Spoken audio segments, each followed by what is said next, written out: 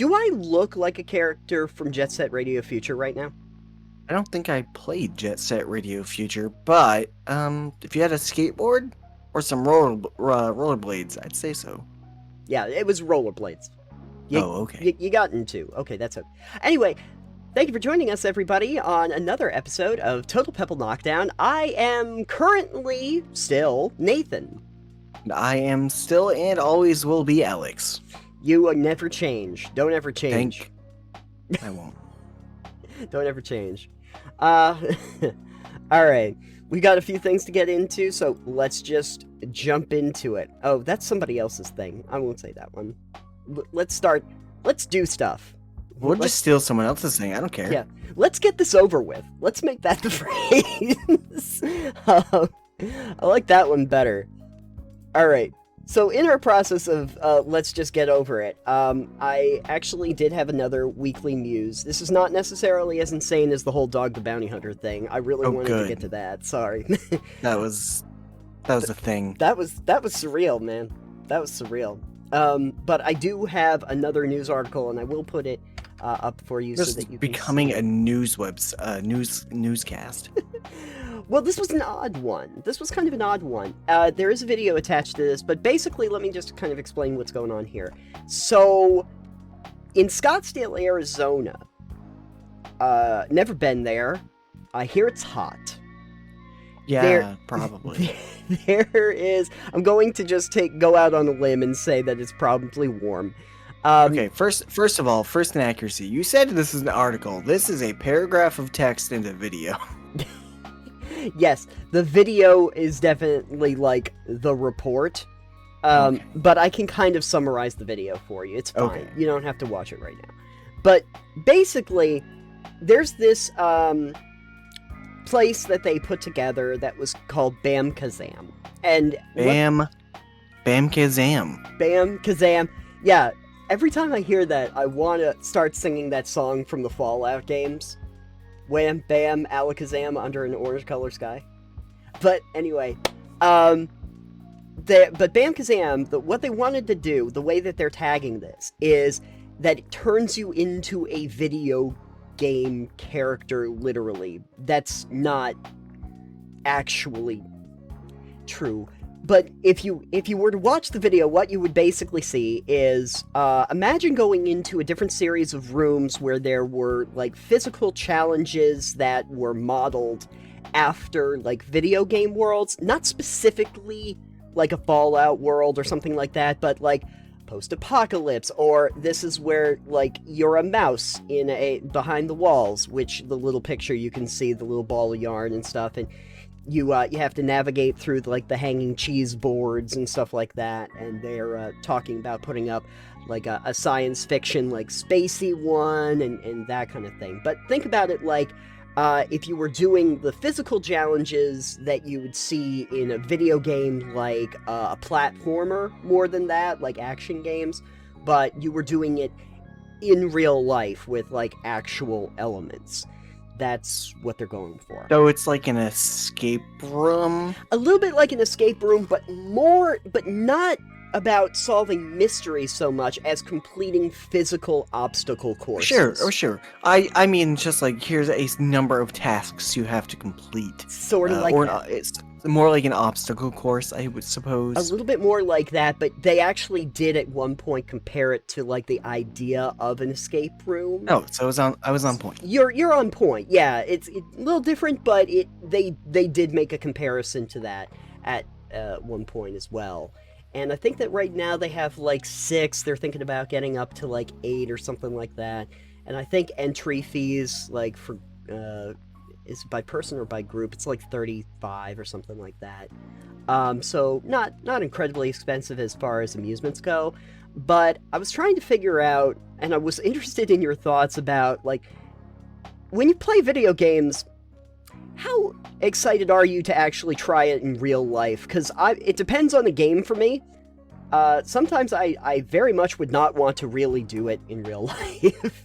Didn't MatPat have a series on YouTube Originals that dealt with this type of thing? He possibly could, but I never watched YouTube Originals. I don't think anyone did. That's why they don't really do them very That's why they still exist. That's a whole different They do. topic. But I mean, maybe like the Mirror's Edge type parkour thing, maybe without the bad guys, or Yeah. the zip lines or the paragliding type stuff from some of these games could be cool, but like those are super like high octane, as opposed to like we're gonna pretend to be a Mario or Luigi and do some platforming. Yeah, it is, and I could kind of see it too. Actually, what kind of got me thinking about this, and maybe the reason why, I wanted to talk about it was because people might not know this, but before I started doing podcasting, one of my jobs was I worked at a high ropes course, and yes, I remember this. They do? No longer exist. They really don't, but I was a safety instructor. I worked about 40 feet in the air on high ropes courses. Very familiar with things like zip lines, how to operate those, and a lot of different challenges. One of the things that's interesting is that when you watch the video that they do, you see like the hanging cheese boards and stuff like that, and I thought to myself, yeah, we had obstacles like that. It was just that at the time they were like about 40 feet in the air. But this time they're on ground, which I have to be honest with you, probably does seem a lot safer. Also kind of less exhilarating, though. In retrospect, the courses that I worked on probably were a little bit closer to like the Mirror's Edge or the video game experience than what they have going on here. But you don't need to have nearly as much specialized equipment, and I'm sure that was a big thing for them. One of the reasons, too, fun little side note for everybody, one of the reasons why high ropes courses were really big in Europe, and then they started to come over to the United States, but they didn't necessarily get big in the United States at the same time, is because Europe, when they tried to create amusement parks, the land masses are smaller, and the actual footprints for different amusements are a lot smaller, so they had to think about building vertically rather than out.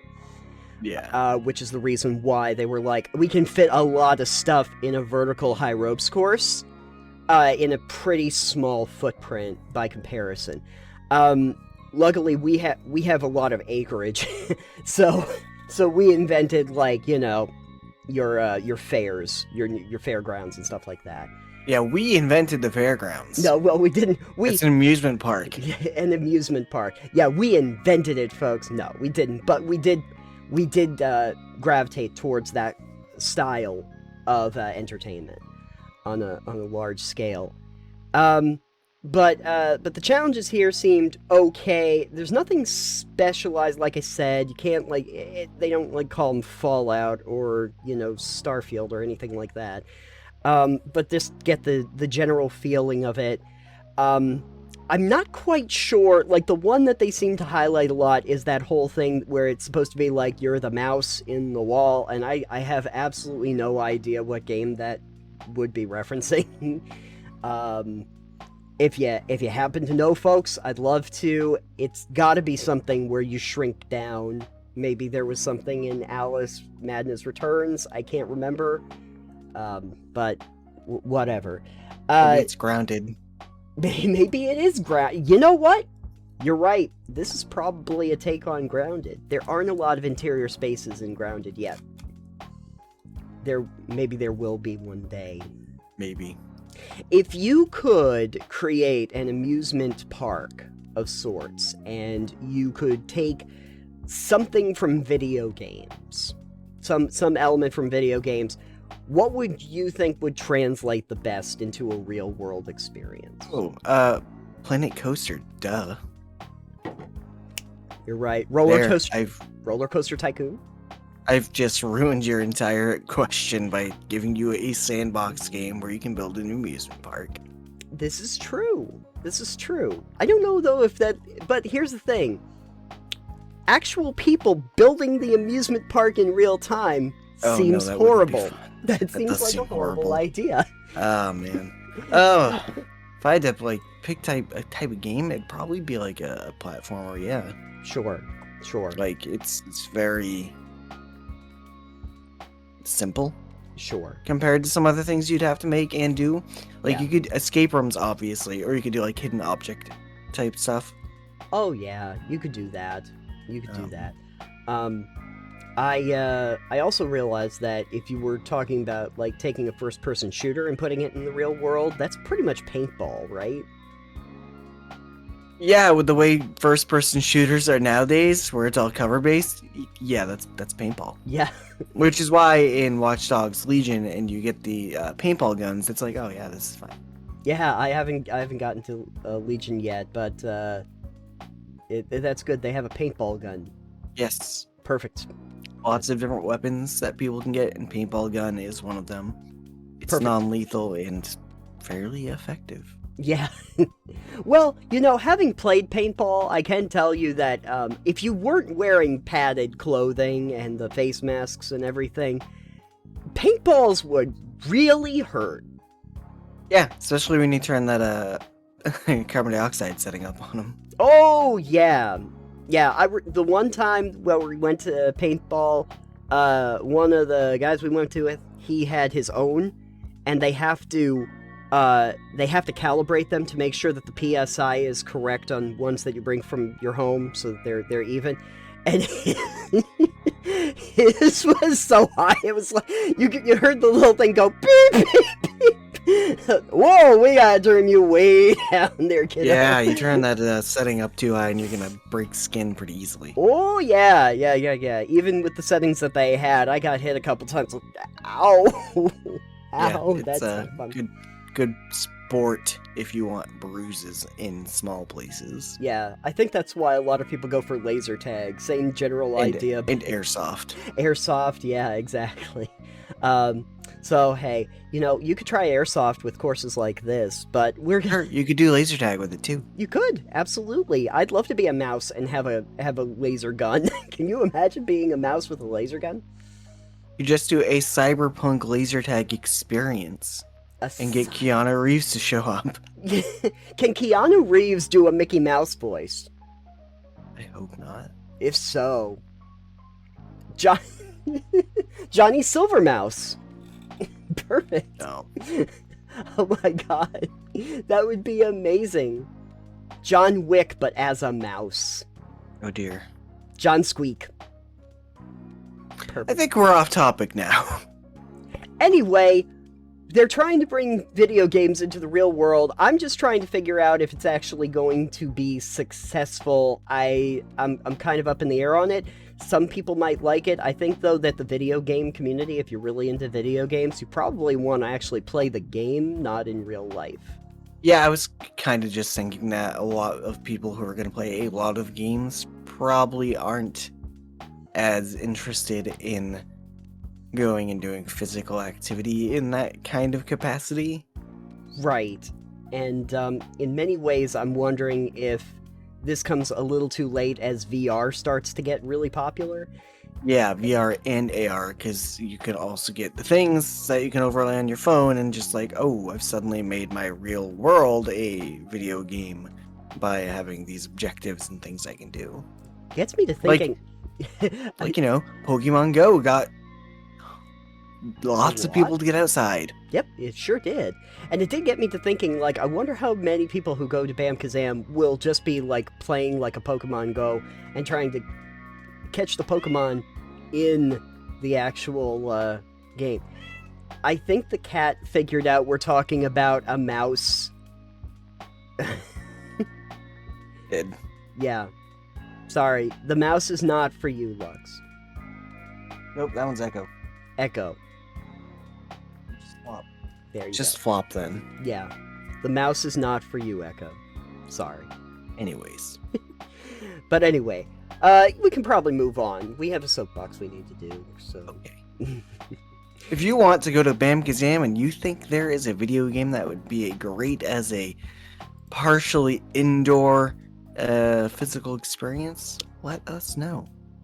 Yeah, if you could go into any game as a real-world setting, what would it be? I can tell you that my pick for not doing that would probably be Fallout. Mine would be The Sims.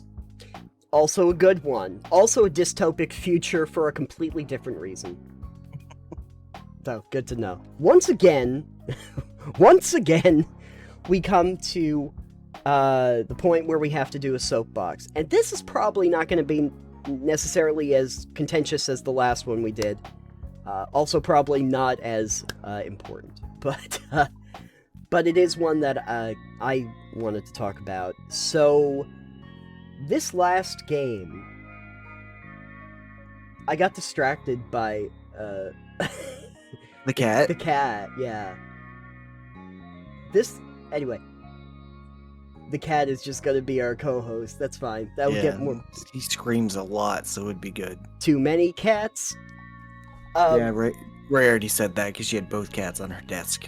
Great, that is too many cats. Cats. Cool. So, this last year, I played quite a few games, and I had recently compiled them into something that a few people might have watched, which was the best to worst list from 2020. And there were some really good ones, and then there were some that were at the bottom of my list, and you can probably guess what some of them were. One of them was Dark Alliance. The new one, obviously, not the original Baldur's Gate, or, Baldur's Gate Dark Alliance. This one, I think, is branded as Dungeons & Dragons Dark Alliance, so that it has some difference, but let's face it, if you saw Dark Alliance, you'd probably assume that it was related to the previous one. I did when I saw it. I was like, whoa, they're making another Dark Alliance game? Or you would probably, not be mistaken if you thought that it was going to be a reboot or like a remaster of the original Dark Alliance game that came out. Now, we could talk a little bit about the original Dark Alliance before I get into this, but I think basically what people should know is that it was set in the Dungeons & Dragons universe, but it was similar to Diablo. It was similar to the hack-and-slash ARPG that Diablo was, where I go around, I break a lot of barrels, and I also, hunt a lot of very large rodents of unusual size. Yeah, it was similar in that aspect, except it was PlayStation 2. Oh, yeah. When those ones came out, so it was slightly different, but it's, here, choose one of a few characters, and they have their abilities, and you can equip them with their armor and weapons, and go, and here's a storyline, and go do it. Yeah, and it was pretty straightforward. If I remember correctly from that one too, though, a little different than Diablo, you were moving in a more linear fashion, like through each chapter as you went along. I don't think there was a lot of backtracking to like previous locations. No, I don't think there was any backtracking. There was, I think you could revisit some locations. There was New Game Plus. I think they did they? Maybe that was just me doing wishful thinking. Dark Alliance 2 had 2 bonus characters you could unlock. Oh, okay. So. Maybe that's what I'm thinking about. Yeah. For Dark Alliance 2. Yeah. So there was some stuff like that, but it was a little different. I think everybody, though, the general consensus that was a pretty good version of like that Diablo-style ARPG. They did a pretty good job with it. Yeah. Yes. So anyway, people were probably pretty excited when they said that they were going to do a new Dark Alliance game. I was. Yeah, so let me tell you why you probably shouldn't have been. And I wasn't. And why I'm not. Yeah, exactly. I don't know if you actually got a chance to play the new one at all. I haven't played it. I looked at it and went, oh. Yeah, well, I'll tell you about my experience playing it, because I actually did, and I would say that overall, I probably put about 15 hours into it, honestly. Okay. It was not an inconsiderable amount of time, maybe 20. But let me kind of explain what this one is. This, all right. So the essential title, before I get into this, of the Soapbox, I was calling "Destroying Your IP for Fun and Profit," and when I first saw this, and I had even seen some pretty negative press about it, I still thought, well, it's on Game Pass, and I would like to try it to see what the problem is. I want to actually play it to get an idea of... Because sometimes, maybe this is just me, but even if I know a game, or I've heard a game is bad, I will still, if I have the opportunity, want to play it to kind of define why. Yeah, I have a similar take on games, but the opposite way, where if a game is so well received that everyone gushes about it, I will refuse to play it until the hype of it dies down. Yeah. That's a perfectly reasonable thing to believe, because I think people do get swept up in the moment on these things. Similarly, when there's a real negative, when there's a game that I might have been excited about, let's say Cyberpunk, and people have a real negative impression, I usually wait a while, but I'll still want to play it. Right. And at some point, I might talk about that, because that particular game, I've been playing a lot more than just on stream, so I'll talk about that at some point. But so Dark Alliance, the way Dark Alliance works now, prefacing this with, I don't necessarily mind when they change games up or change mechanics, but I wasn't a big fan of how they laid this out. They start you off with one of four characters. They're very famous characters from the. They are the four series. characters from Ari Salvatore's Dark Elf trilogy and the extended book series that made Drizzt Do'Urden famous. Yes, and the character of why everyone wants to play a Dark Elf that is not your quintessential evil as hell Dark Elf. Yeah, and to be honest with you, the first character that I tried playing, I figured would be Drizzt. Probably one of the, I would say, arguably the most famous D&D character out Yeah, there. he is probably the most famous D&D character. Yeah. Out there. So you have him. He's an assassin. I also played Caddy Bree. He's an assassin? In this one, he's supposed to. I think they label him as an assassin. He's a ranger. Yeah. He's not even a ranger. They statted him out Yeah. in the 3.5 Forgotten Realms campaign setting book. He is 10 levels of fighter, 3 levels of ranger. He gets 2 points of challenge rating for being a dark elf, and then he also has I think he has a level of barbarian in there. That sounds interesting, actually. Caddy Bree, I think, is technically called a fighter, but seems like she would have actually been statted for a ranger, because primarily she's a ranged combatant. Yeah, you can make a ranged fighter, it's fine. Yeah. And then the other two, I think one is a paladin and one is also a fighter class. But I think they're all pretty much fighter barbarian. classes then. Because Yeah. Brunor is definitely your fighter. He's wearing heavy armor, he's got a shield and a hammer because he's a dwarf. Yeah. And then Brunor should be a barbarian. Yeah. Wolfgar should be a barbarian. Yeah. Does he get to throw his hammer? Yeah, I didn't play Brunnar. Sorry. Oh, or Wolfgar. Okay. Well, But I think so. Wolfgar. I think I said Brunor. Wolfgar, the guy with the human with the two-handed hammer, should be able to throw that. Okay. He should be able to throw that like freaking Thor. They do all seem to have some kind of ranged ability, but it does seem to be preferential to certain characters and not others. They also all have some like special abilities, but something I was very surprised with by that list that we were just talking about is that it doesn't seem particularly varied in the kinds of characters that you play, especially because this is potentially a multiplayer game where you can have many characters. You would think maybe they would have a cleric or something in there. Maybe they would have a mage, like any kind of a spellcaster who primarily does spells. They just don't, which is kind of odd. But I don't know. If it was Baldur's Gate, there was a bunch of characters that I remember from like the Baldur's Gate games that could have fit the bill for that, but they didn't use any of that. Anywho, point is, the way the structure of this game works is you have a hub world. And you have these different quests, essentially, that you can go on. You set up, basically, a challenge rating, the quest that you want to take on, and the challenge rating that you want to do. The cat is going to ruin my whole day. Bitch, just ignore the cat. Okay, just ignore. Too many cats. The way they set this up is that you have a hub world. And you can buy stuff from the vendor and stuff, whatever.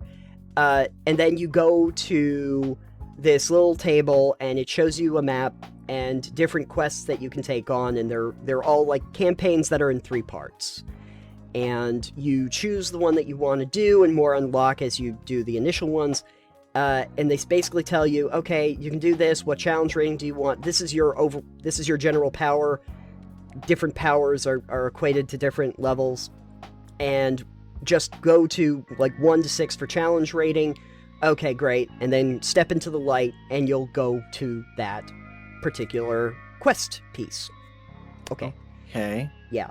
So you go into that quest area, and you basically start getting into a very linear quest line.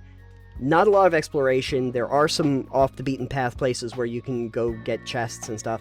And then you get to essentially fighting arenas that are set up throughout the world, and you have to battle the monsters that are there.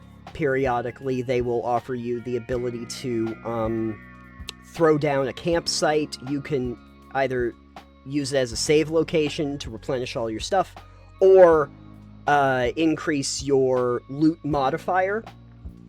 Because the weird thing about this is you don't actually get any of the stuff you've acquired in that area until you have completed it to the end and beaten the boss. So once you've beaten the boss of that area, this big thing probably takes you, I don't know, maybe 15 minutes, 20 minutes or something for one of these areas. Once you've done that, anything that you've acquired is now acquired for you, and also your experience and everything like that. Up to that point, though, you don't get anything, so if you bail, you're left with nothing. It's kind of an all-or-nothing system that way. Okay. And it's in third-person action sort of setting, and it can be multiplayer. If, however, something kills you, you'll keep the stuff that you had acquired so far, but they'll kind of throw you back to the last save point, essentially. And you go back, everything's back, you gotta battle through it again. Over and over and over again. First time I did this, I thought to myself, well, we're gonna just go for broke. And I decided to do the highest level I possibly could, level, challenge rating 6. Way out of my weight class, I have starter equipment, I'm level 1. There you go. But I'm curious, because I've heard about some of the flaws in this game, and it makes me wonder if I can exploit that. Okay.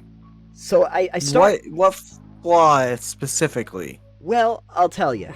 Okay. Okay, good. Because it is the first thing that I encountered on the first quest line. Now, I should mention that primarily everything that you have to deal with here are basically goblins, trolls, and ogres. There's not a whole lot of variety in enemies, but those are pretty much... That's a big gap in power difference between those. There really is. But anyway, so I'm going up against the challenge rating 6 goblins pretty soon after I get into this first piece. You kind of go down a little thing, little path, avoid the ice because you die instantly if you hit the ice, apparently, unless you're near a warm spot. There's a whole thing. Anyway, jump over a bridge, and you see this little encampment, and there's some goblins in it. And you can attack them.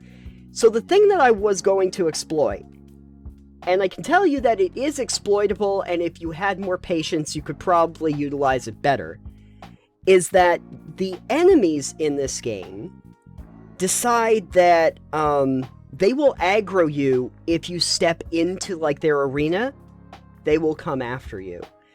If you, however, step outside of it, they instantly forget you exist and go back to their starting locations. So I tried this with Drist and did some ranged attacks. The problem, of course, is that with me with my starting equipment and them being such a high level, the amount of damage I was doing to them was so minute. And I had to, like, step back in the arena, and then they go, oh, there he is, and they start running at me, and then I just get right out, and they go, he's gone, and they go back to the thing, and I'm just chucking as many as I can, and eventually I'm starting to think to myself, well, I have some special traps, maybe this will go a little faster, and I get in there, and I realize that they, like, smack me a couple times, and I die. So I was like, maybe... you know what, screw it. I'm just going to go to the baby setting and just do one, because I want to see what this thing is, because I'm not going to have the patience to do this for the entire thing. Right, that's the thing I have about exploits. There's so many exploits in games that look really fun, take a lot of setup and patience I don't want to deal with. Right, and I started to realize, like, I tried challenge rating 3, which was a little bit out of my class, and I did a little bit better there, got cut through a couple areas, but then when I realized I keep getting kicked back to my original starting point and have to deal with it all again, I was still not interested in it. But that actually led me to find another interesting little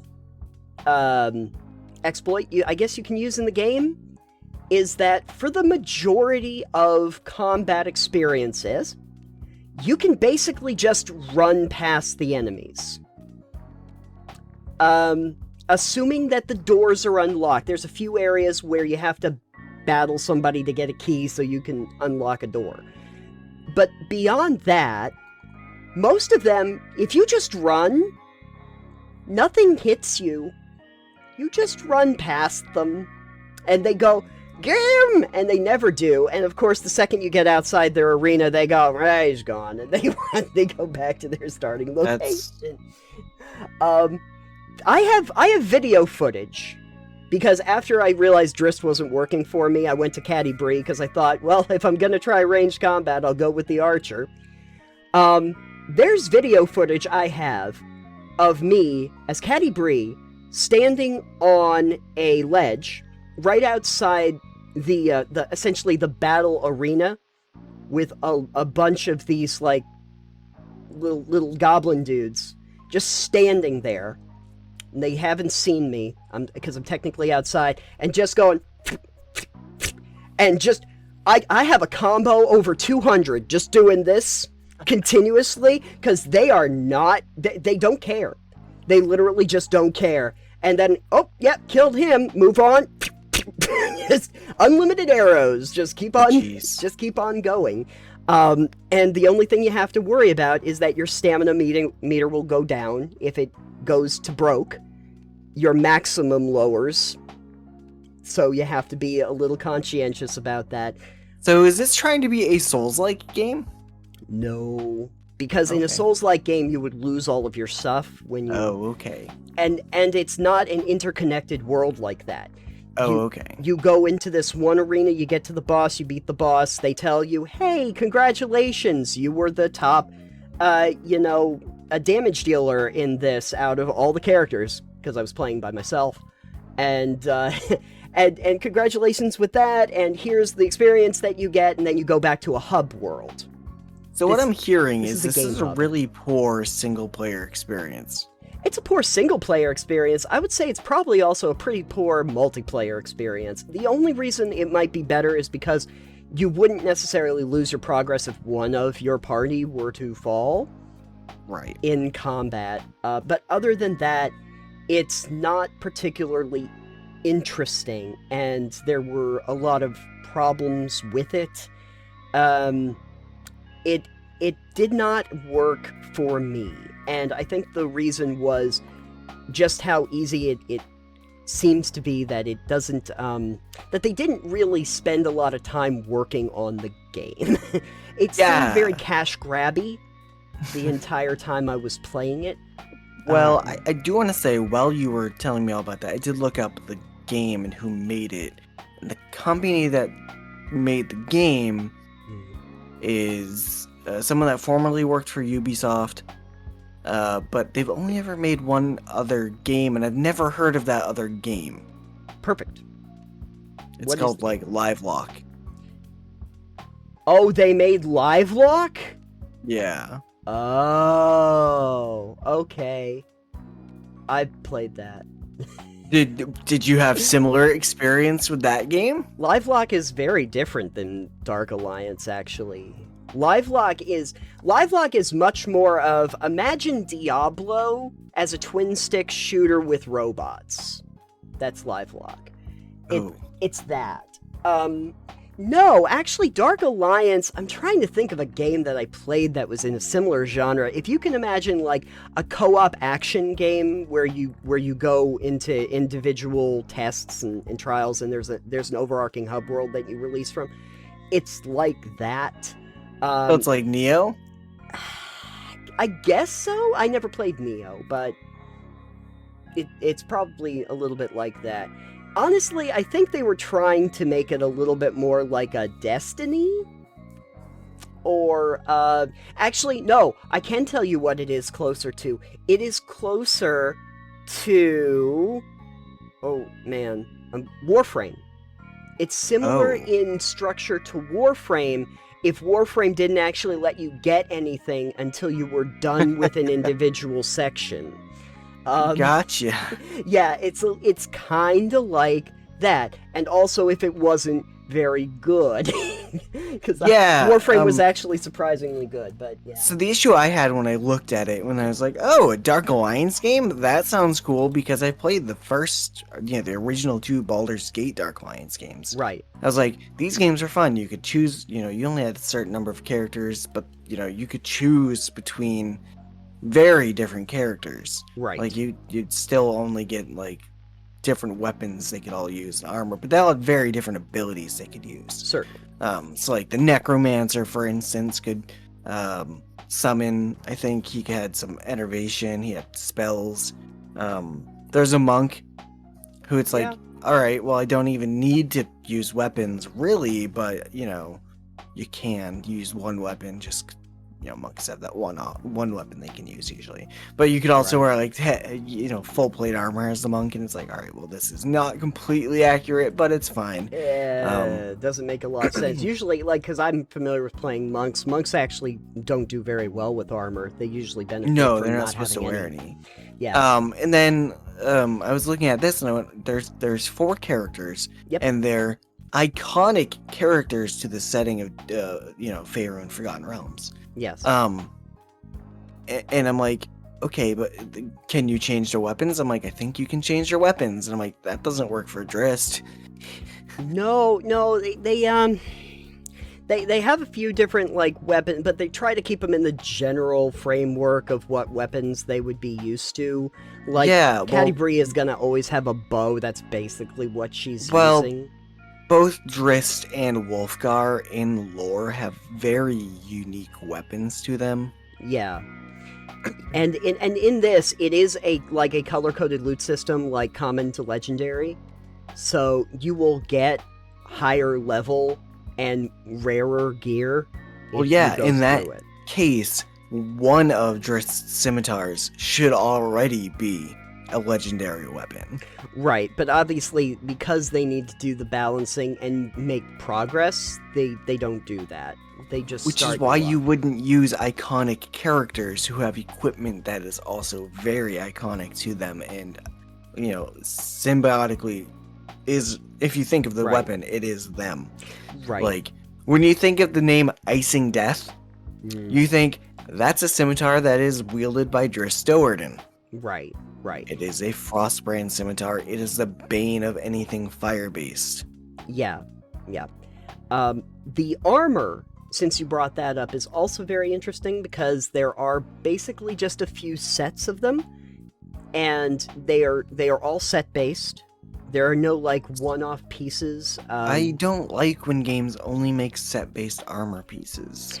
Right, because what they do is they say that if you have, like, 3 pieces or 5 pieces or 8, I think, something like that, you get bonuses for having that number of pieces for each set. But all the way from amulets to your weapons to all of that, they are all based on some kind of a set. So yeah, I see the iconic stuff in this. There is another game I was playing that does the exact same thing. And I'm like, I think it's actually Assassin's Creed Valhalla. Oh, do they do that in Valhalla? where it's Okay. your armor all has different, like, not every piece of armor, but most of them have like sets. So you have more than, Got it. on their own, they're essentially useless.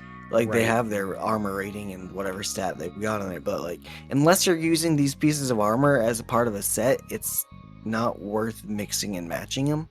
Right. Right. And in a lot of cases, I'd prefer to get armor that I can go, oh, this piece helps with this specific thing. This piece helps with this specific thing. Right. So you can have Right. like, all right, well, I only need like 2 pieces of the set Yeah. to get this ability, and then I can do whatever else with my armor, or I can wear like 2 pieces of another set. I like that because Sure. it means you can have better build variety. Right. They do that with Baldur's Gate, Dark Alliance, I should say, because it's not Baldur's Gate Dark Alliance. But they do it with the new Dark Alliance, where there's a certain bonus that you get, and then a certain bonus you get if you have a higher one. So I guess they're thinking that if you had like half the pieces were of one set and half the pieces were another, you'd still get something from it. But literally, like there isn't like a piece of equipment that I saw that is not attached to one of these like 6 or 7 sets.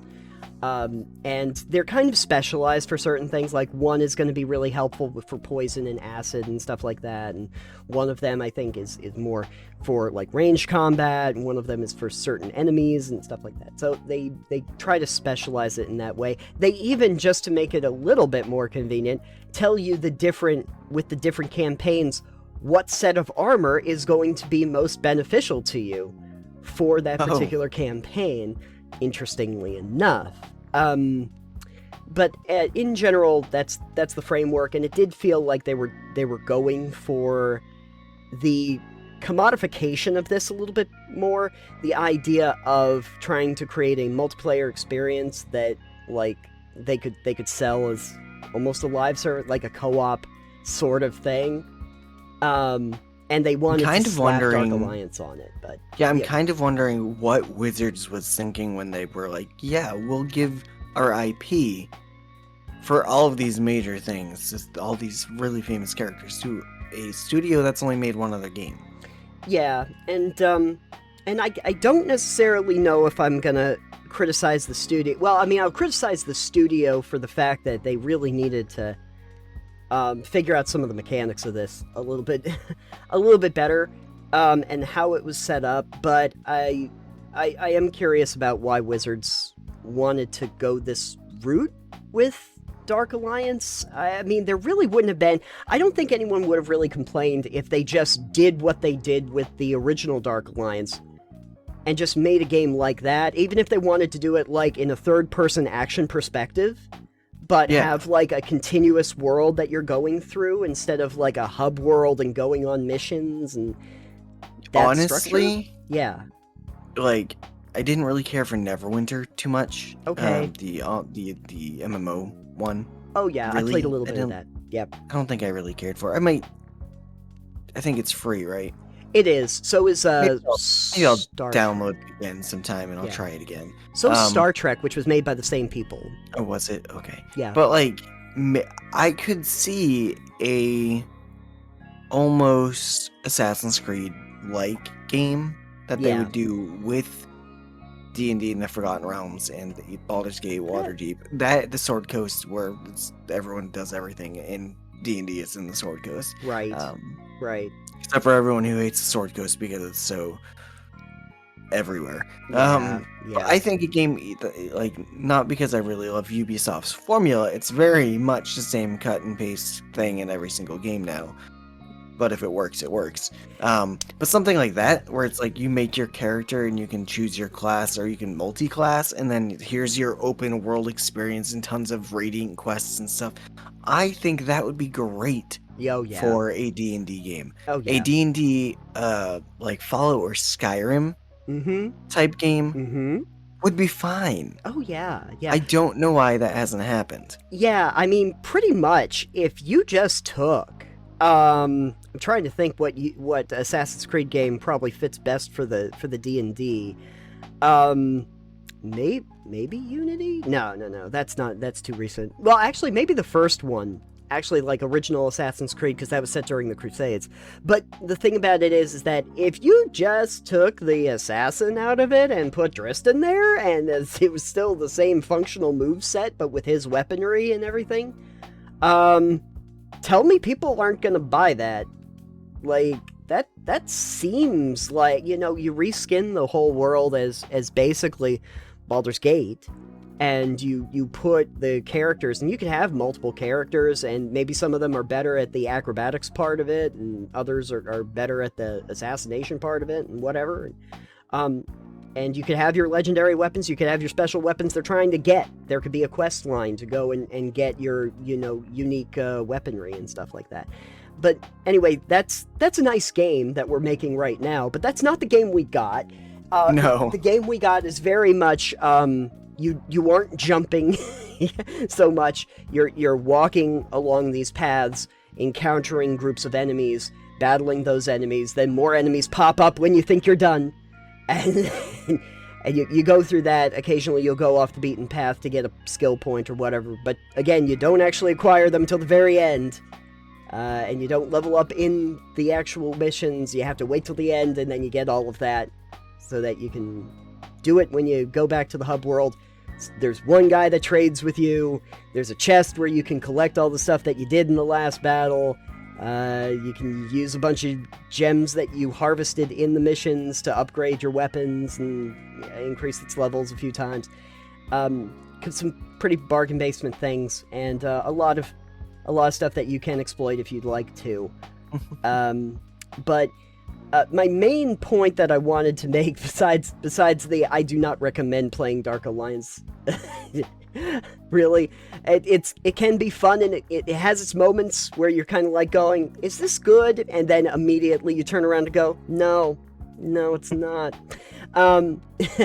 It has some fun to be had just from the, I can't believe I can get away with this kind of stuff.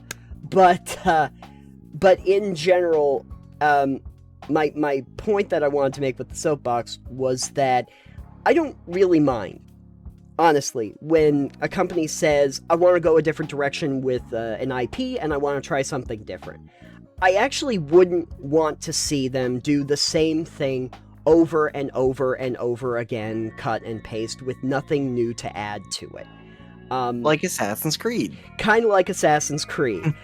My hot take on this is when it came to like Star Wars and they did the new series, and like Last Jedi got so much vitriol from a lot of the community because it was like they're changing everything and they're throwing out the rules, and now Luke's really upset and they're burning the books and they're burning all the text. And Yoda's saying that, well, maybe you have to move on.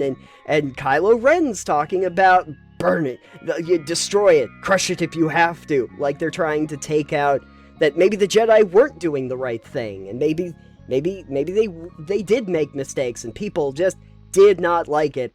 I actually thought that was the most interesting part of the movie because it expanded upon the story in some way. I think a lot of the reason people were upset about that is because the Star Wars universe already had a very large expanded universe. Oh, yes. And then they were like, oh, we're going to choose specifically this is all canon and the rest of that is not now. And people were like, but my canon! Right. And of course, over the course of time, most of it's come back into canon anyway. But I think that was mostly Disney trying to get a hold on what the IP was going to be into the future, and then trying to parse it back together so that it would be marketable for them. But the fact that they kind of like had Rian Johnson in the second installment just kind of go off and do what he wanted to do to make a movie, and it kind of undermined the first movie that felt like a return to form when J.J. Abrams wanted to make, like, it's almost like an homage. It's practically A New Hope. The Force Awakens was basically A New Hope. Sorry, people already know this. Everyone's talked about it. It's the same. I haven't seen any of the new movies yet. Okay, well, if I told you about like a chosen one that became a famous Jedi that was from a desert planet yeah, it's all just a repeating cycle in those movies. Yeah, and then they get onto the literal Millennium Falcon and have to blow up a giant starbase at the end that a Sith created. Anyway, the point is, Force Awakens very much the same thing. Last Jedi, very different. And basically, the message being that in a lot of ways, you have to throw out what we had. Let's start a new chapter. This is a new chapter for a new generation, was kind of the idea. But a lot of people hated it. And me personally, I thought it was the most interesting thing because it seemed to add something new to the dialogue. But I understand why people might have had a negative impression of it. It is hard when they add new things to stuff if you have a personal connection to what was there before. Yeah. But my general feeling is I don't think that people that have the IPs have to be so precious with it that they aren't willing to expand ideas or shake things up. But this particular problem I have is it feels like it was lazy in its execution. Like they didn't really... Like they wanted to slap Dark Alliance on it because it was something recognizable people would want to play, Right. want to buy, but they weren't going to actually spend time with it. The difference for me is if you want to shake things up, try something different, evolve your brand, your IP, and you're doing it with a passion and a love or an excitement for that brand, that usually ends pretty well. If you're doing it because you see dollar signs and you want to throw something out quickly, it's not gonna work.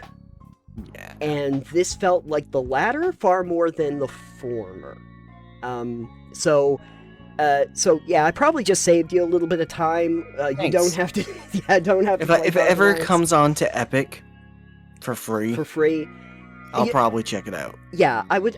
This is what I would say because I had it on Game Pass, so that's why I played it. Yeah. If you have the opportunity to try it for free, I do suggest trying it because See how much we hate it.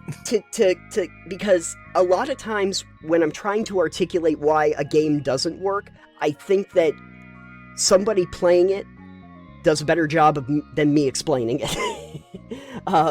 In a lot of ways, similar to like that's not what we're here for in this podcast. No, similar to what happened with like San Andreas. Like when I tried playing that, it's hard to articulate that the reason it not good, except you can see with your eyes, I suppose. But yeah. So anyway, folks, if you're gonna change up your IP, I understand that. I'm totally okay with you trying that, but do it in a spirit of having an actual love of your brand and not just thinking of your brand as a cash cow. Boom. There we go. Good message. Good message. Let's end on that.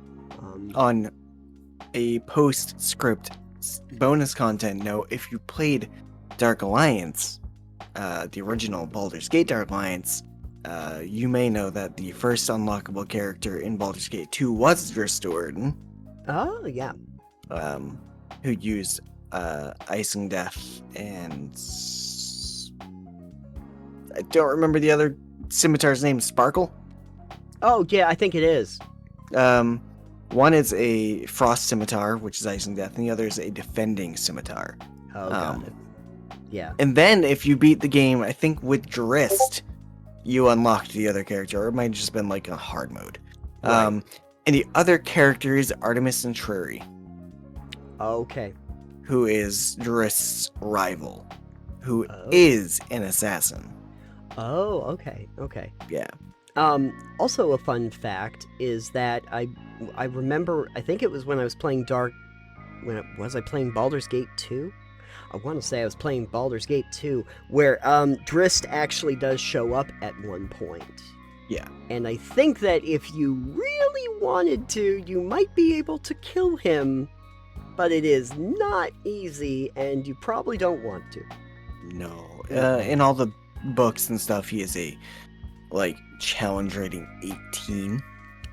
Yeah, that wouldn't surprise me, because I think I did try, and failed miserably, so... Plus, he's got his cat, which never shows up in these games. Yeah, no, wait a second, actually, I want to say that actually, What was the cat's name? Guinevere. Guinevere. Gwen. Gwen? Yeah. It was an onyx panther. So I think the ultimate move for Drist in this is summoning a shadow cat that can come, yeah. Okay. That would be it then. Yeah. That will go and just start tearing things apart. So I don't think you read the books, so I will let you know that Gwen, his cat, is not a real cat. It is a cat that he bonded with from a onyx figurine of wondrous power. Okay. And somehow, through shenanigans that Ari Salvatore wrote, Yeah. the cat, or, the amulet, the figurine was broken, but the cat remained by his side. Oh, okay. It was on the astral plane, and he was able to, get it back. Sure. So, this astral cat that could be summoned into real form is the cat that he has as his companion. Sure. So when it's summon a shadow cat, it is definitely that. Okay, yeah. Because I remember, this is interesting. His ultimate move is that he gets to throw this big old spectral cat at things. Yeah, it's something an onyx panther. Yeah. Oh, yeah, there are ultimate moves in this that there's a meter that fills up. As I'm guessing Wolfgar's is then that he can throw that hammer. And there's probably something he summons from the sky. Maybe he does a Thor thing. I don't know. He probably does a Thor thing because the Warhammer he has was made by Brunor, and it is a returning Warhammer. I gotcha. It can be thrown and then will return to your hand. I see. Caddy Bree's ultimate move is just your bow practically starts shooting off magic missiles. Yeah, she's got a little bit of magic in her. Yeah, it's something special, but honestly, she does have melee abilities too that are pretty good, but you can definitely tell she was built to be a ranged archer character. Yeah. And anyways, anyway, that's all for the bonus content. If you wanted some more Drist and those lore bits for you from the Dark Elf trilogy and the Icewind Dale trilogy and all the R.A. Salvatore books I spent way too much time reading as a teenager. There you go. If anyone has also read these books and knows these characters very well, feel free to talk about it in the chat. Yep. The guys that are listening to this are the patrons. You always chat anyway, so just let us know what you think of those characters if you want. That'd Absolutely. be cool. Yeah, that'd be great. It might go over my head, but that's fine. Perfect. Great. Best place to be. Even better. So, we are going to end with a delving deeper, because we have a mechanic to talk about. We do, and this one, kind of a mechanic. Design. This was actually suggested by our lovely brand director, Graveyard.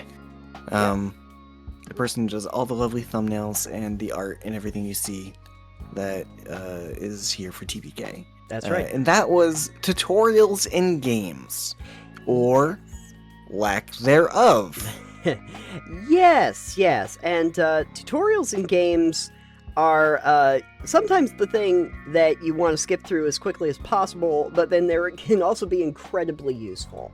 Right. I remember when you played Crusader Kings 3, and I had watched, I think it was your Cytanium Mine, and I watched your video on that, and you're like, oh, you're attempting to play series back on the old site, where you're like, okay, it tells me to do this. How do I start a war? And you're like, I still don't know how to start a war. I couldn't get through the tutorial of that game because there were so many bars that they were trying to show me, and they weren't highlighting things. They were like, on the left side of your screen, you're going to see a bar, and there's an icon. Click on that, and it's like, could you just show the damn thing for me? Because I'm sitting here losing a war that I am attacking because I don't know why I'm losing, and then I won? What happened? I don't get this.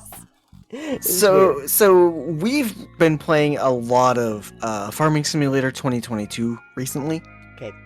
And I think the pitfall there becomes I don't know, they've had several installments already. The 2017, 15, 19, etc. I think probably a few more before that, but we've never played the game before. Sure. And so we're going into it and we're like, how do we do this thing? And it's like, all right, well, here's a basic little guide that's got a little bit of information for you on things. You can click on different topics and gives you basic information about this one topic that you're like, animals, cows give you milk or meat, or bees give you honey and can help fertilize some crops. Sure. But then it's like, yeah, we have a web page that gives you a farming academy, which isn't completed. There's a lot of areas on that webpage that say coming soon, for a game that is fully released. Yeah. But the biggest issue I think we were having was that, not having ever played the game before, not being real life farmers who know anything about farming equipment, for instance. If you go into the store and you look at the equipment and you want to buy it, so they've got it all sorted out by like what type of equipment. So you've got like your seeders, your weeders, your cultivators, your plows, all the things.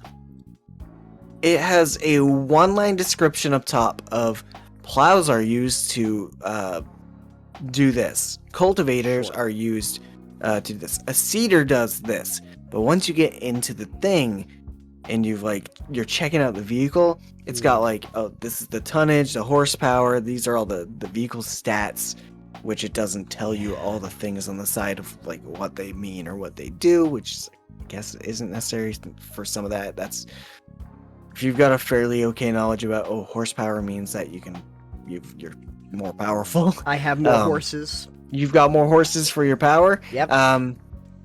But like then when it comes into, okay, but really, what is this used for? What can I do with this? It doesn't tell me give me a synopsis of this piece of equipment can do this, can do that. It is used for this specific thing. That type of thing would be helpful. The other thing is, it doesn't give you like any tutorial, like really beyond really basic, like here's how to drive your stuff, here's how to walk around, here's how to interact with objects. It's like kind of like figure it all out. Yeah, just figure it out, it's fine. And it's fairly forgiving as a game. You can set it to make it fairly easy, but it's jarring when a game, especially one that will run you a $50, price tag up front, assumes you've played so much of the game series that you know how to play it already. Got it. Or when they just are like, you don't really need a tutorial. You can do it yourself. If I have to go onto YouTube to find a tutorial on how to play the game, right, you're not doing enough on your front end to encourage new people to get into your game. Right. And that they got to do a better job at that. What I noticed, I had a couple big release titles that I was playing recently. And sometimes if you're looking at big titles, you're interested in how they're going to handle this, and strangely enough, they seem to handle it similarly. I was doing Cyberpunk 2077, as people know, and also Horizon Zero Dawn, which I've been playing quite a bit. And those are two pretty AAA games, for better or worse. And I have to say, enjoyable in general. But I would like to say for the record that Farming Sim 2022, I've already put like 80 hours in. Okay. It's very relaxing once you figure things out. Oh yeah, there's this whole barrier to entry that I think we're really getting to when it comes to training or tutorials or something, that's just trying to make that barrier to entry lessened so that it's easier to actually get into the game, because there are a lot of very deep ones that are just overwhelming and very difficult to really parse together when you first get into them. Tutorials can help that tremendously. Yes. The way they do it is actually very similar in Horizon Zero Dawn and in Cyberpunk, is basically they'll just start the game, and when a new element is presented as the story goes along, a thing will pop up. And it will basically say, here's how stalking works when you're in, like, Horizon Zero Dawn. This is the icon you're going to see at the top of the screen. An open eye means that you are visible. A closed eye means that you are not. When you are in the tall weeds, you're going to notice that close. That is the new thing. So now that you know that, here's your objective, is to take down the robo-dinosaur in front of you while you are while you are in cover. This is how your bow works. This is how the little rock works. Distract it with the rock so that you can get past it, period. Cyberpunk, same thing, is just generally, okay, you've unlocked the car.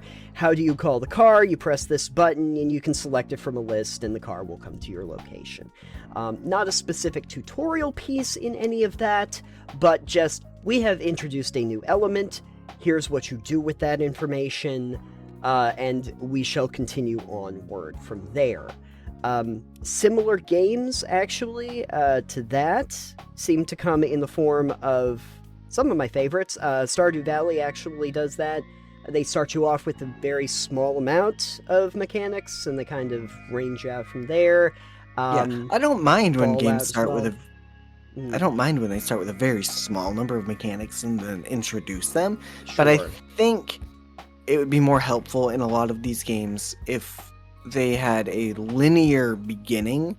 Yeah. For, like, action-adventure games, it's really easy to do such a thing, where you go, alright, we're gonna start with just this kind of, like, first maybe 2 hours, 3 hours of the game. Sure. That's fairly linear, or even just a half hour, a short tutorial, like, mission.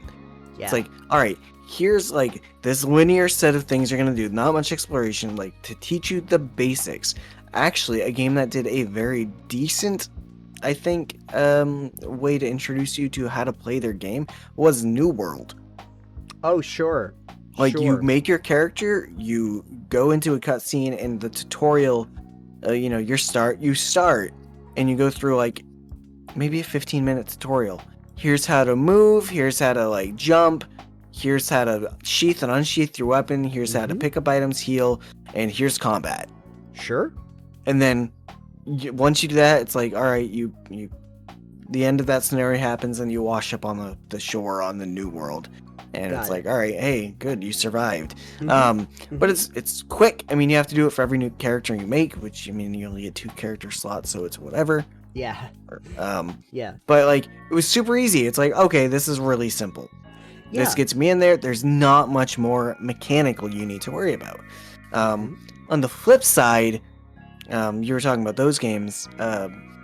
One company that we have noticed does a fairly not great job at giving you in-game tutorials is Frontier Developments.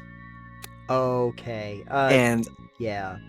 I would like to say I really enjoy the games Frontier makes, being Jurassic World Evolution, which is great, Planet Coaster, which is great, Planet Zoo, which is really great, and Elite Dangerous, which is notedly one of my favorite games that I love to go back to and just putz around the galaxy in a spaceship in.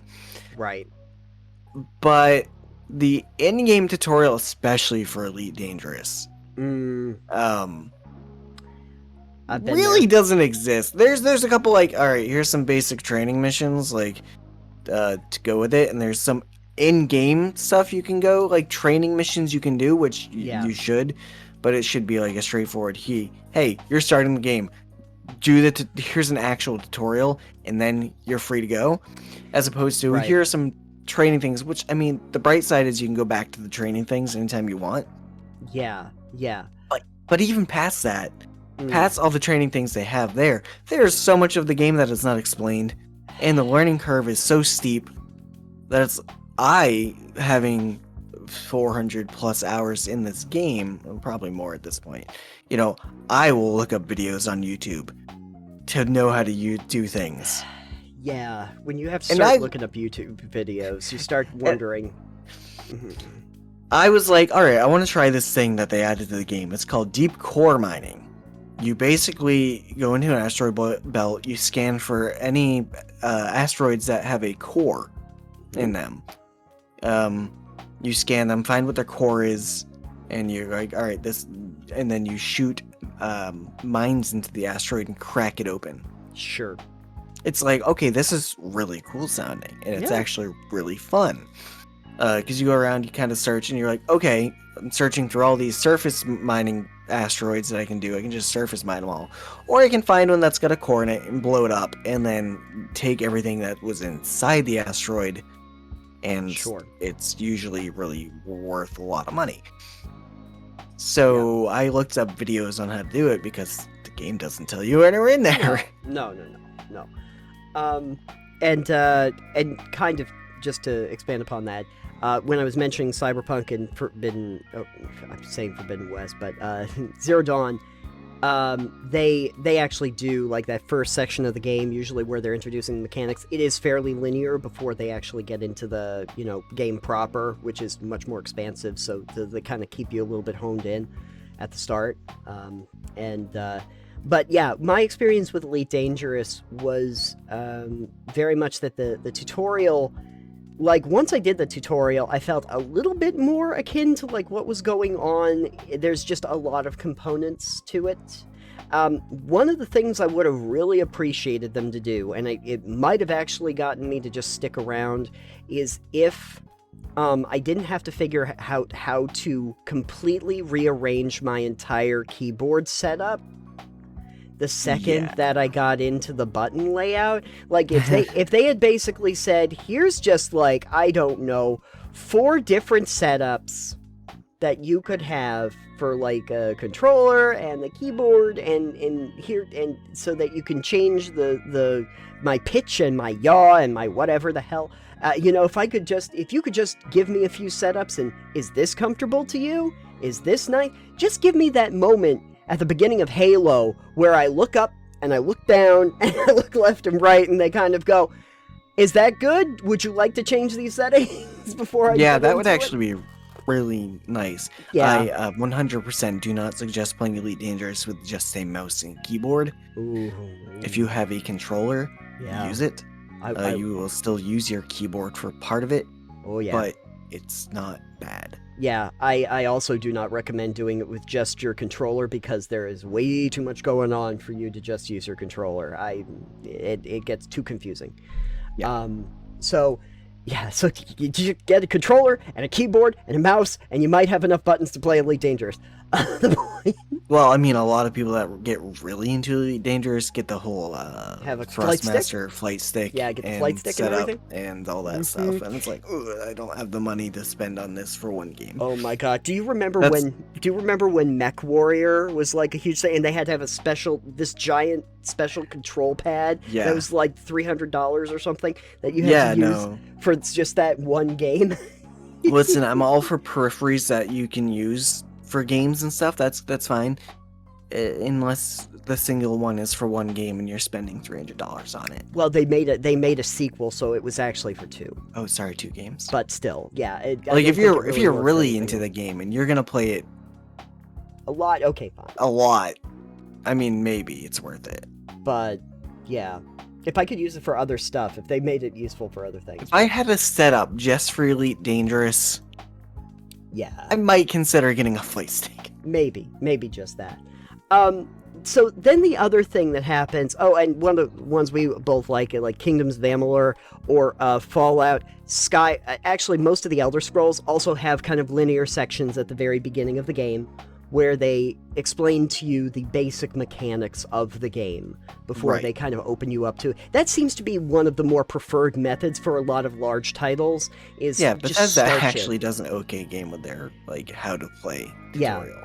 Well, basically, just start you off in a cave or a dungeon, and then you've been arrested.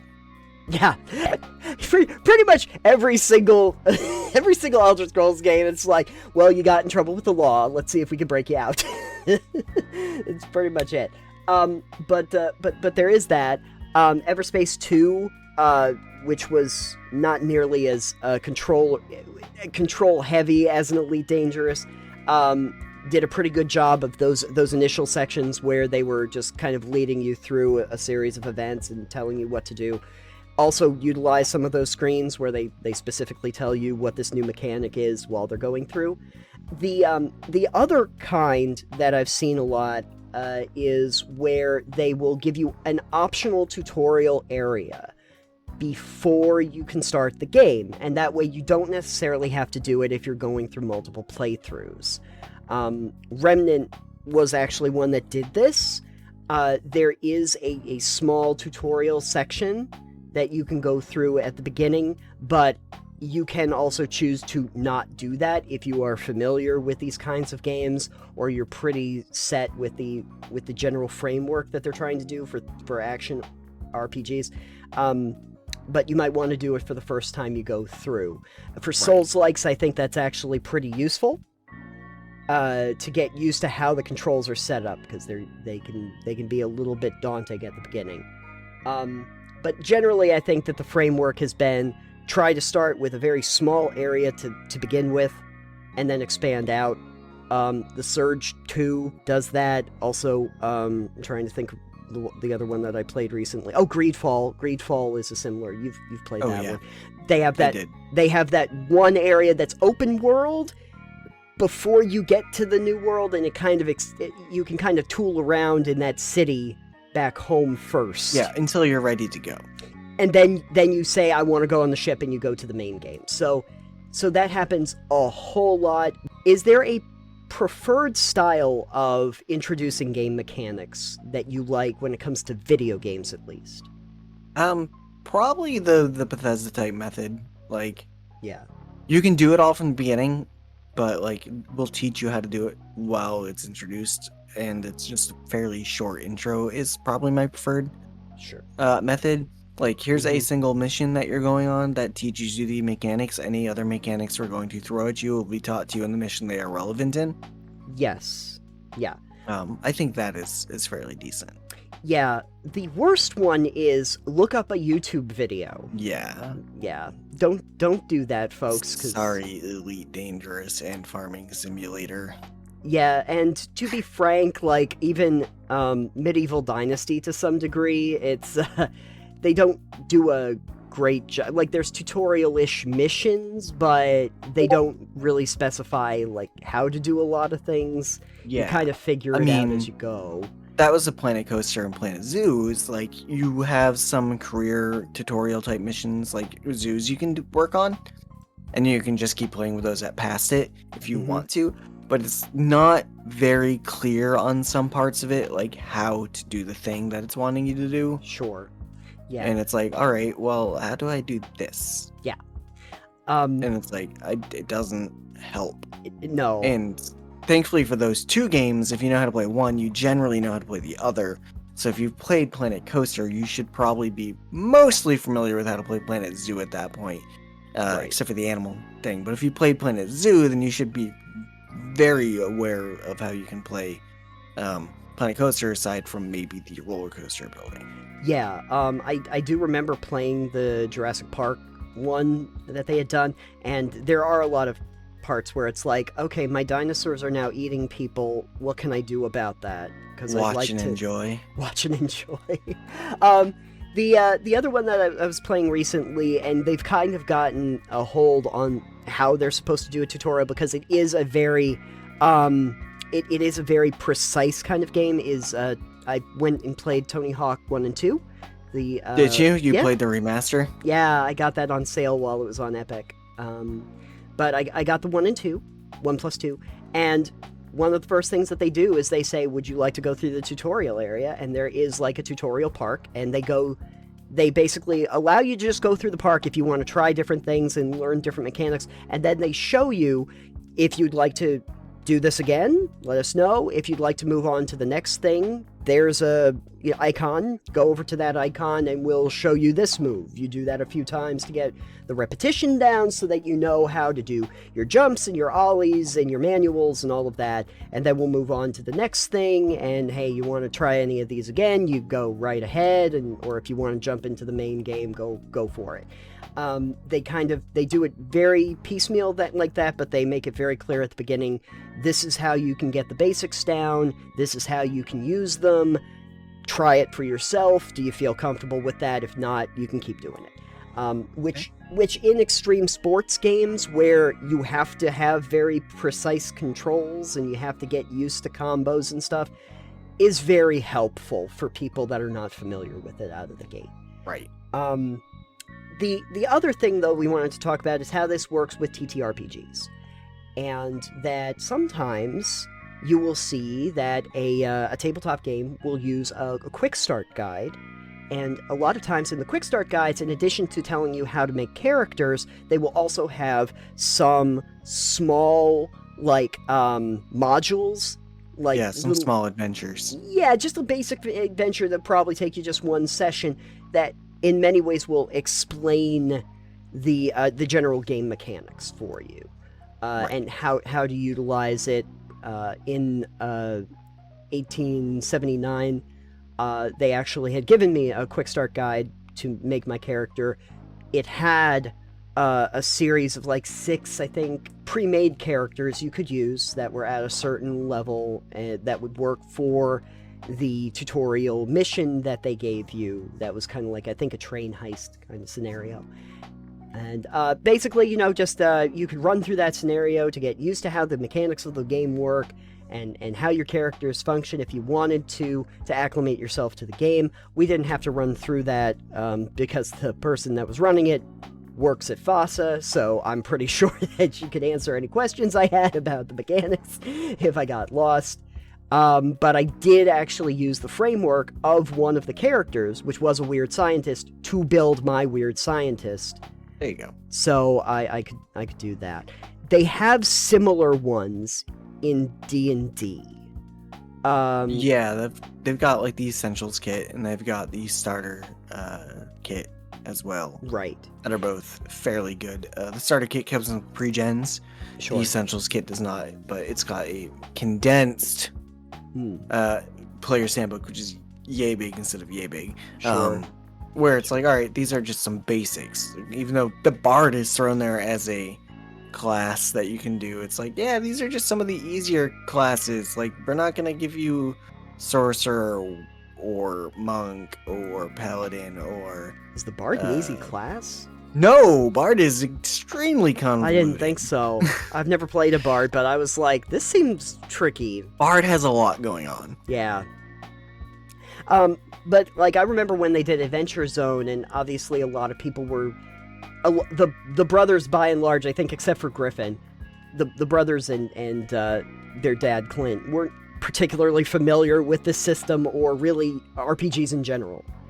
Or Travis, I think, was the one that was more familiar with it. But anyway, they worked off of essentially the Mines of Phandelver, which is a very common starting campaign that gets you used to it. It's a low level one, and you can tell when they're even running through it that it's relatively linear in its progression, so that you don't get too far off the beaten path. It might be a little railroaded for their taste, and then obviously they started doing their own thing past that because they were yeah, we can do stuff that's more interesting, but this is a starting point for us. And then took it in a different direction even by the end of that scenario. But I think that those are very useful. I wouldn't want to really throw somebody into a brand new system of a game and then just say, we're doing a full campaign, get used to your... I wouldn't... Basically what I'm saying is, I would hate to be trying to start a new system, and then they say, okay, Matt Mercer is your GM, and make sure you write everything down, because if you don't know it, he assumes your character doesn't know it. And we're not playing around here, folks. You get used to this. I would not like that scenario. No. And I would also very much suggest that if you are going to run a system that you have never really played yourself, like maybe some people did, maybe trying to do a long-term live series podcast may not be the best way to start your experience in that role. Maybe not. Maybe Maybe not. Maybe get some other experience under your belt first. maybe more than the one practice run of your scenario. So Nathan, I guess the real question is, when are you doing another DMing job at doing an actual or live play? I don't want to talk about that. The thing that I was most upset about was that I actually did, essentially, before we started Rift Hunters, I actually did have we didn't record it or anything, but with the crew, I did basically, like, we got together and we did, like, a tutorial kind of thing to work on characters, and I had a scenario that I worked up. And that scenario, I thought to myself, well, I'll put them on the middle of the ocean in this world, and there's a research center, and they call it the Pineapple. I was going for a SpongeBob reference at that point. And they had to battle very snarky sharks, which I just called snarks. And they had to get into the water, and they had to battle the sharks, the snarks. And I had I think I had a little map or something of it and everything. But I thought, well, this is nice. They meet an NPC. They don't really have anywhere to go. They're in the middle of the ocean. There's only this thing.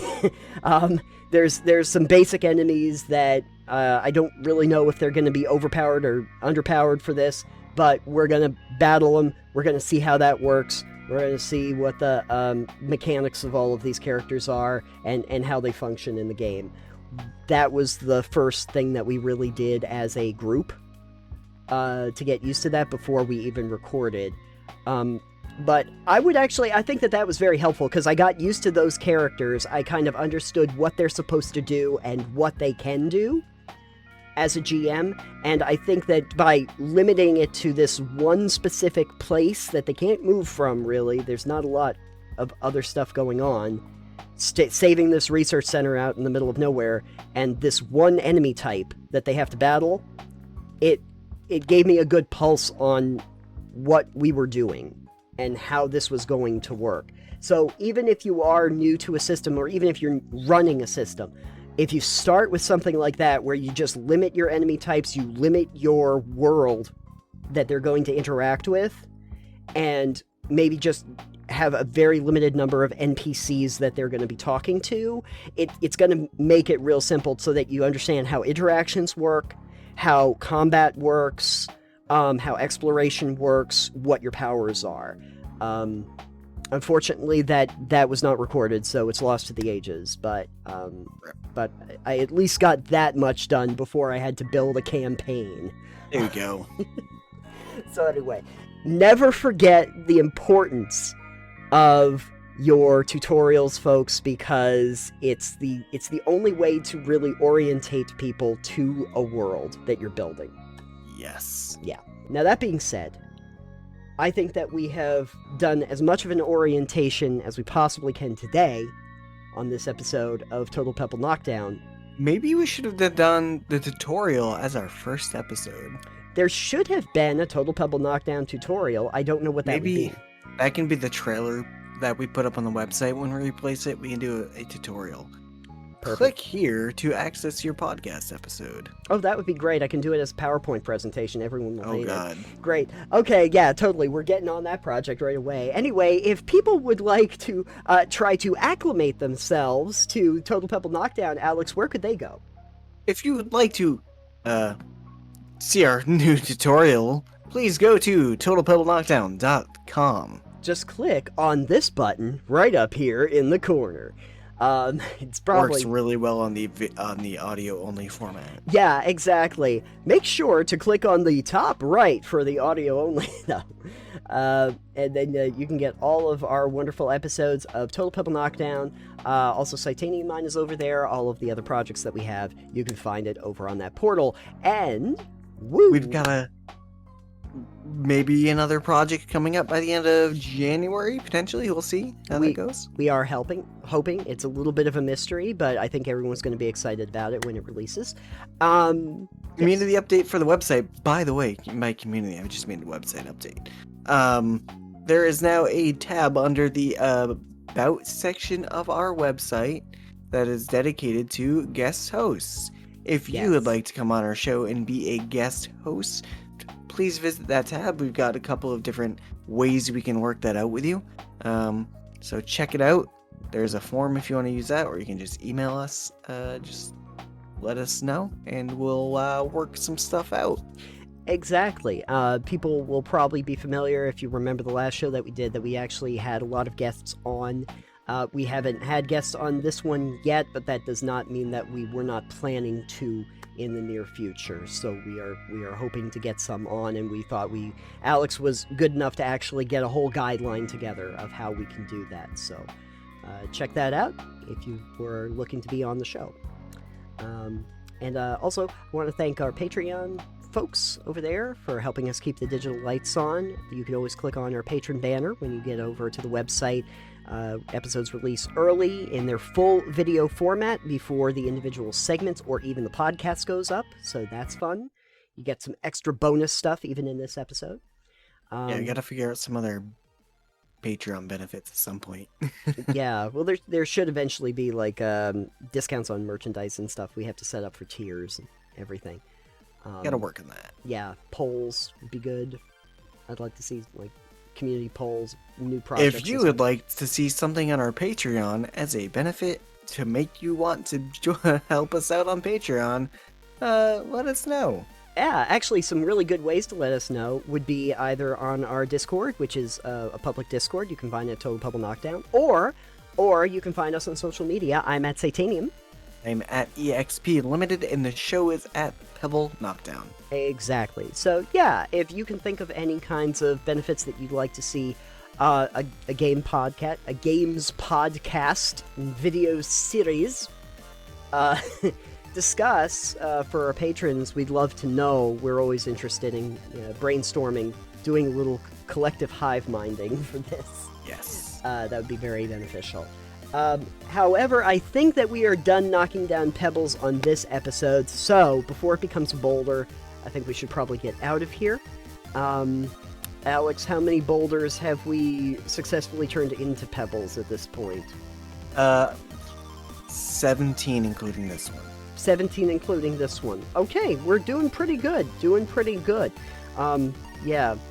It's too bad that there isn't like an excavation simulator or a mining simulator where we can just harvest all the pebbles.